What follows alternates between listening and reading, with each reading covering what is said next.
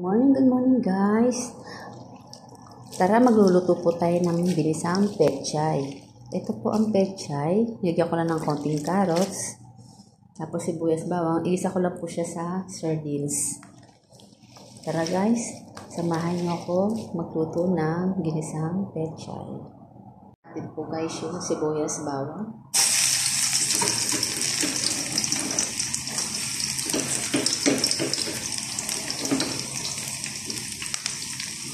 Sama na rin natin ito.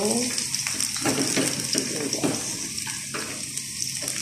Madali rin po maluto yung sibuyas bawang. Sama na po natin. Tapos halo.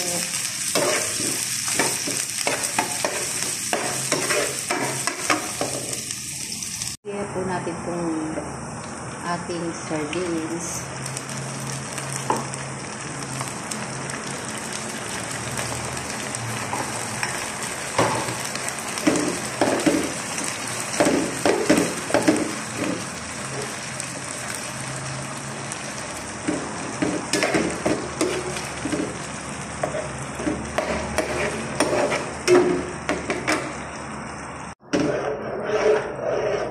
Nilagyan ko na.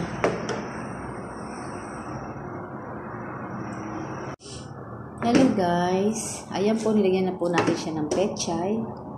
Igisa na po natin yung pechay sa konting tubig. Nilagyan po siya ng konting tubig. Nauna po ng konti yung tubig na ilagay. Okay lang po yan. Maluluto rin po siya. Sayang naman po yung carrots ko, kaya sinama ko na rin po siya. Lagyan na rin natin ng bechin at saka asin. 1 minute. Guys, eto na po. Lagyan ko na siya ng pampalasa niya.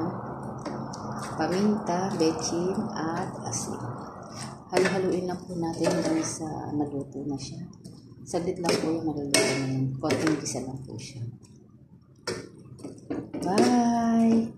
Thank you for watching. Please like and share my video. Bye-bye. God bless you. Pakuluan lang po natin siya.